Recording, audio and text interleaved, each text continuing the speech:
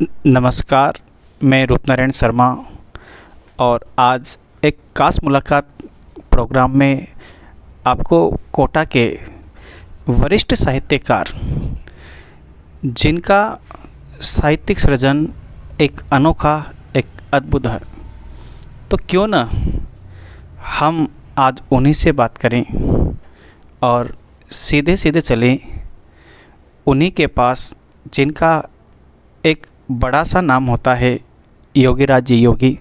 नमस्कार सर। जी नमस्कार। सर, आप दर्शकों को सबसे पहले तो आपका जो जीवन है जी उसके बारे में आप बताएं और इनको अपना जीवन का परिचय दें। जी, मैं ग्रामीण परिवेश से आता हूँ। मूलतः ग्राम खातोली, तहसील पीपलदा, जिला कोटा का निवासी हूँ और 10वीं तक मैंने गांव में पढ़ाई की। उसके बाद सन 78 के बाद कोटा आ गया और मेरी स्नातक और एमए हिंदी साहित्य में मैंने कोटा महाविद्यालय से किया। तो सर, अभी आप सरकारी कौन से पद पर से रिटायर्ड हुए हैं? मैंने कर्मचारी भविष्य निधि संगठन में अपनी सेवाएं दी हैं और मैं प्रवर्तन अधिकारी पद से सेवानिवृत्त हुआ हूँ। बिल्कुल सर, जब आप इतनी व्यस्तता आपके जीवन में रही, उसके बाद भी आपने साहित्यिक सृजन किया, तो साहित्यिक सृजन की शुरुआती दौर कैसे आपके मन में आया कि मेरे को साहित्य लिखना चाहिए? बचपन से ही मुझे कविताएं पढ़ने का शौक़ रहा है। जब मैं 5वीं छठी क्लास में था, तब जब किताबें लेकर घर आते थे पिताजी के साथ, तो पहला काम मेरा होता था कि मैं हिंदी की किताब उठाता और उसमें से जो भी कविताएं होती थी उसको पहले पढ़ता और कोशिश करता कि उन्हें कुछ याद भी करें। ये शौक़ हिंदी की कविताएं पढ़ने का मेरा बचपन से रहा। बाद में जब मैं ग्रेजुएशन करने के बाद एक प्राइवेट विद्यालय में पढ़ाने के लिए गया, तो वहाँ मुझे एक कवि मित्र मिले, श्री बाबूलाल दादी थे, उनको कवि नाम से, बाबू बम के नाम से जाना जाता था। उस समय वो काव्य पाठ किया करते थे मंचों पर। तो स्कूल में जब भी हमें मध्याह्न का समय मिलता, उसमें वो हमें कविताएं सुनाया करते थे। तो धीरे धीरे सुनते सुनते मेरा भी अंदर का कवि मन जाग उठा और कुछ में भी टूटी फूटी पंक्तियों में कुछ लिखने लगा और यदा कदा जब भी समय मिलता मैं उन्हें बताता। वाह सर, दर्शकों को अपन ये भी बताएं कि आपने जब सबसे पहले कविता को साहित्य लिखा होगा, तो क्या आपने कहीं पर उसको प्रस्तुत किया या अध्यापकों के सामने कहीं भी? जी, मैं शुरू में जो मैंने विषय चुने, क्योंकि मैं नौकरी में था उस समय, तो नौकरी में था तो अधिकारीगण जैसे आते हैं, उनका क्रियाकलाप साल भर में कैसा रहता है, उनके मेरिट्स डीमेरिट्स, उस चिंतन मनन को लेते हुए कुछ मैं अपनी भाषा में कुछ कहता था कविता के रूप में। ये सृजन मेरा कुछ साल तक चला, लेकिन फिर मैंने सोचा कि मैं अपनी ऊर्जा का इस्तेमाल कहीं और जगह करूं और मैं कुछ अन्य विधाओं में अपना सृजन करूं, तो शायद वो मेरे हित में और समाज के हित में होगा। तो फिर मैं अन्य विषयों को लेकर के कविताएं करने लगा और फिर जैसा कि बाबू बम मुझे साथी मिले, तो उनके साथ कुछ काव्य मंचों पर भी जाने लगा था। तो सर, आपने अभी जो समाज की कौन कौन सी समस्याओं को अपने साहित्य में स्थान दिया?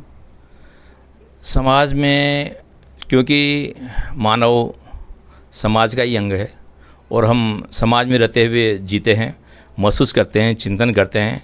क्योंकि अब साहित्यकार कुछ संवेदनशील होता है और कुछ जो घटनाएं होती हैं उनको वह ग्रहण करते हुए ये देखता है कि खुद को उस परिस्थिति में ढाल करके सोचता है कि ऐसा होने से क्या होता है। तो उस संवेदना को जब वो शब्दों में व्यक्त करता है, वो कविता के रूप में सामने आती है। तो मैंने जैसे नारी की स्थिति, तो नारी शक्ति पर मैंने कविताएं लिखी। अन्य विषयों पर मैंने जैसे अभी कारगिल युद्ध हुआ था, तो जैसे अब हमें ज़रूरत है कि देश के जवानों को जगाने का, सुसुप्त हमारी जो तरुणाई है उसको जगाने का, तो मैंने कुछ वीरस की रचनाएँ लिखी।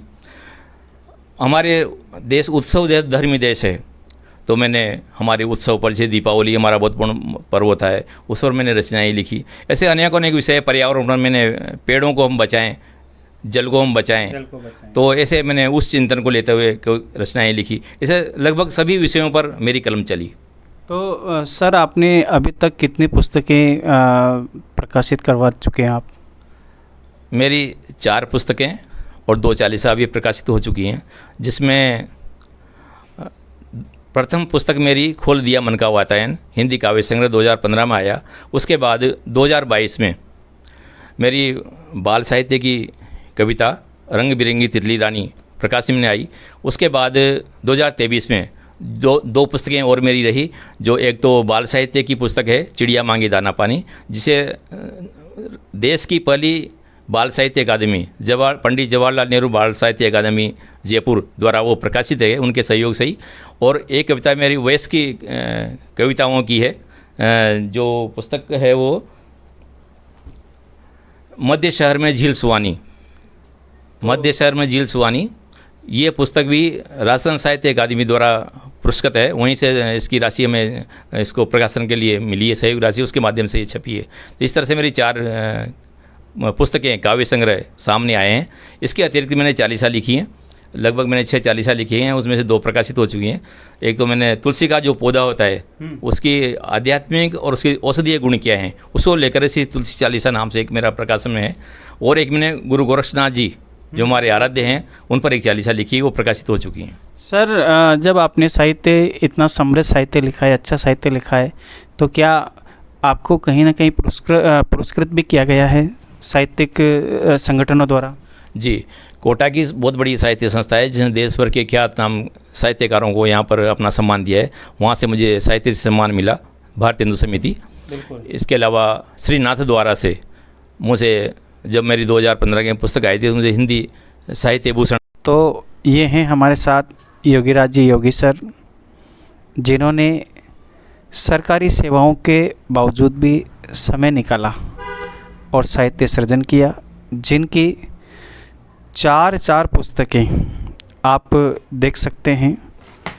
पुस्तकें खोल दिया मन का वातायन पहली, मध्य शहर में झील सुहानी दूसरी, और एक ये बाल साहित्य है रंग बिरंगी तितली रानी, और एक पुस्तक इनकी और है चिड़िया मांगे दाना पानी। 4 पुस्तकें इन्होंने लिखी, तो यह इनकी बहुत बड़ी उपलब्धि है।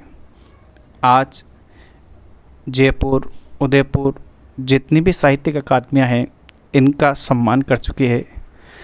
तो इसी सम्मान और ऐसे साहित्य, सर एक प्रश्न आपसे मैं और करना चाहता हूँ कि आगे आप दर्शकों के लिए क्या करने वाले हैं?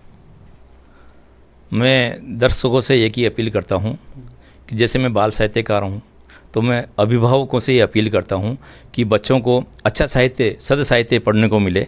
इसके लिए बच्चों को ज़रूरी है कि जब भी आप उनका जैसे जन्म दिवस है, आपके घर में कोई अन्य छोटा मोटा मांगलिक उत्सव होता है, कार्य होता है, तो आप उसमें पुस्तकें बाज़ार से खरीदें और वो पुस्तकें उन बच्चों को दें ताकि वो अपने घरों पे ले जाएं, उनको पढ़ें, अभिभावकों के साथ शेयर करें। तो बच्चों में अच्छे संस्कार होंगे, और अच्छे संस्कार होंगे तो वो हमारे लिए, राष्ट्र के लिए, समाज के लिए, सबके लिए एक उपयोगी सिद्ध होगा ये साहित्य हमारे लिए, और हमारी साहित्यकारों की मेहनत भी सफल होगी। हम जिस ध्येय को लेकर के चल रहे हैं वो हमारा पूरा होगा। तो बहुत ही अच्छी प्रेरणास्पद इन्होंने बात बताई। इसको ध्यान में रखते हुए आज मैं इनको बहुत बहुत धन्यवाद देना चाहता हूँ। जय श्री राम सर। जय श्री राम। बहुत बहुत आभार आपका, और आपके इस मयूर चैनल का मैं आभार व्यक्त करता हूँ कि आपने मेरे लिए कुछ समय निकाला और मेरा साक्षात्कार लिया। बहुत बहुत साधुवाद। धन्यवाद सर।